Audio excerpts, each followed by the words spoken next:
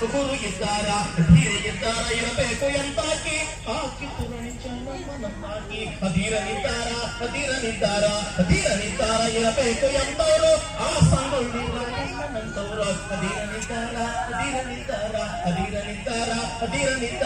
ಜ್ಞಾನಿ ಇದ್ದಾರ ಇರಬೇಕು ಎಂತವರು ಆ ಬಾಬಾ ಸಾಹೇಬ ಅಂಬೇಡ್ಕರ್ ಅಂತವರು ಜ್ಞಾನಿ ಇದ್ದಾರ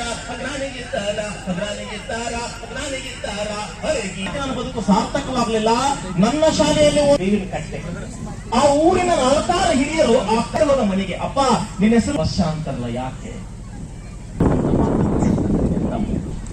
ನಿನ್ನ ಹೆಸರು ಬದಲಾಯಿಸ್ತೀನಿ ಅಂತ ಹೇಳ್ತಾನೆ ಮಗ, ಬಸಣ್ಣನವ್ರ ಮಗ.